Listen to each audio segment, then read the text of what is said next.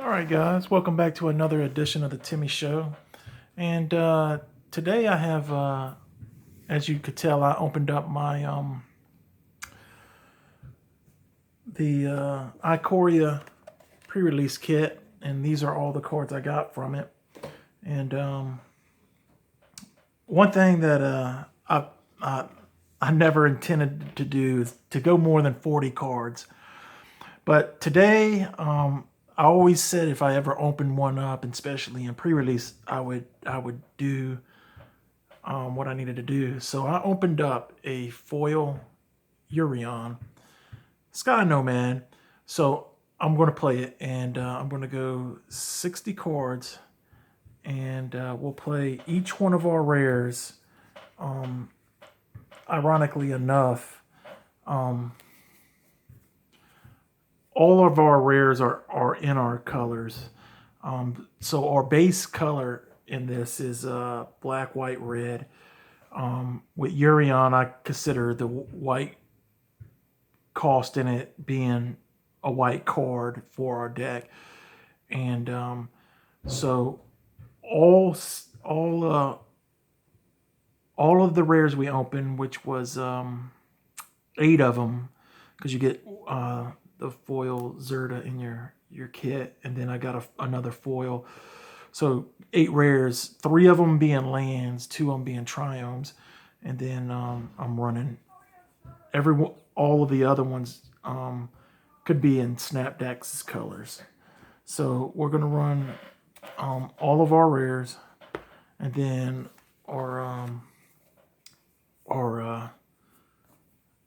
multi mana cost cards. We're gonna run those. 2 of these are really good. Have trample and could get through. And then I have the green human that pumps tramplers. So those are in. General's Enforcer is really good. It goes in any deck that you're playing white black, and it's got a good ability where you can make more humans. So that's good. And Boneyard Lurker could get anything you want back from the graveyard. So that's in the deck. As far as blue, we're playing 2 cards. Ambush for the cycle ability, not really the playable, but for a cycle ability, and Heron for the draw ability, but it's a mutate creature. So I wanted to add a few mutate creatures in our deck. For white, we have a lot more cyclers. So we got 2 more cyclers in white, a mutate card. The tactician really cares about cyclers, so we got that in there. And then mentor to put a vigilance counter on a creature and pump up vigilance creatures, which with it's only going to make 1. So, but the pump ability, we're going to put that in there. Green's going to be our kind of or mana for the deck. So these greenhorns are really good for getting what mana we need. So getting one of these on the battlefield is really necessary for us to get our right mana requirements.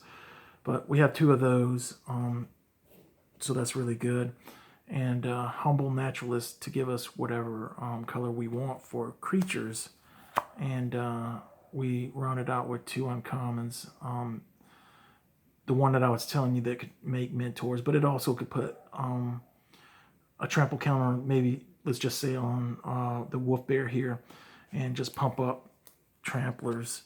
In black, we got right off the bat, we're gonna run 2 corpse churns to try to if they kill a creature that we need, like maybe a Yorion or Snapdax, we can recur it back. Boneyard Lurker does the same thing. A couple of cards for destruction purposes. Lurking Deadeye is decent, and Destruction is a way better card than that. But anytime you can flash this in and kill a creature with damage on it is important. I like the Cavern Whisperer. Each opponent discards a card when this comes in, plus it's got Menace.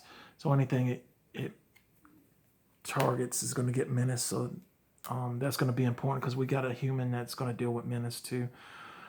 This one, look at the top 3 cards of your library, take 2 of them, and it deals 2 damage. So it's a draw ability for us.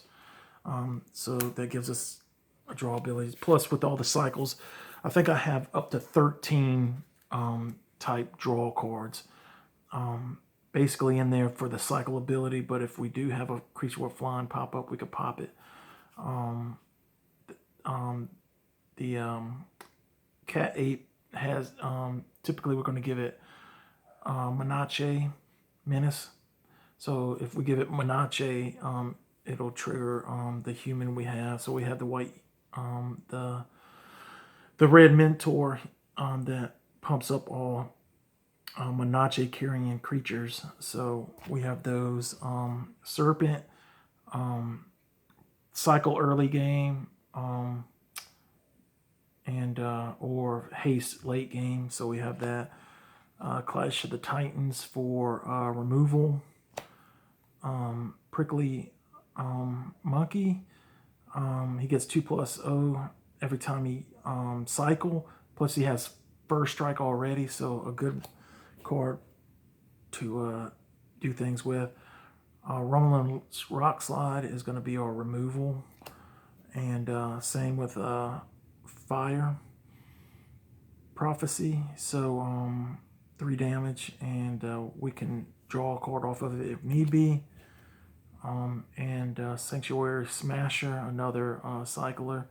Early game cycler gives something first strike, or late game you just have a big first striker. We'll go over that, but our mana base is going to be we're running 5 colors, so we're trying to do this as strategically as possible. But I think we have enough cyclers and draw abilities to do it. So we're running 24 lands, 1 island, 3 mountains, 4 forests, and 6 mountains and 5 plains to go along with that, to make a lot of the mana costs different. So everything is around 10 to 7-ish in our deck, depending on the mana other than blue. And we have 2 triomes to offset some things. So both of them are base of white, red. Then this one has blue, the other one has black for its requirement. But then we picked up 3 of the dual lands, common dual lands for the set. So Rugged Highlands, Dismal Backwater, and Jungle Hollow. Plus our last rare, Bonner's Enclave allows us to draw a card if we have a creature that's 4 power or greater. So we have a bunch of those cards in our deck that are 4 power and greater, and we'll be able to draw off that card given its ability. I would say maybe we're kind of a mid-range deck, but I don't know. We'll see what Joshua has in store for us. But some cards that didn't really make the cut. These 2 are really good cards, but our base, it's not close to our base, and actually blue is one of our weaker colors that we added. Truly, we probably didn't need to even add it, but I wanted to use a couple of the cards in there. But of One Mind, to draw 2 cards is really good. Channel Force is okay if you're drawing a bunch of lands and it could target something and possibly kill and draw. Is okay. I would say Of One Mind's probably better for your selection. Coordinated Charge cycles, but I just didn't make room for it.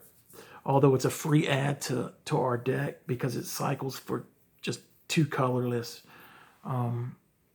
So Dead Weight was in there. I took it out to put another cycle card in to draw. And the Mamba was really good, but we only have like a target of 5 cards with Mutate, 5 or 6, and it's just not, it just doesn't do enough for our deck, so that came out. The one card these other blue cards, you're probably going to say I'm nuts not playing.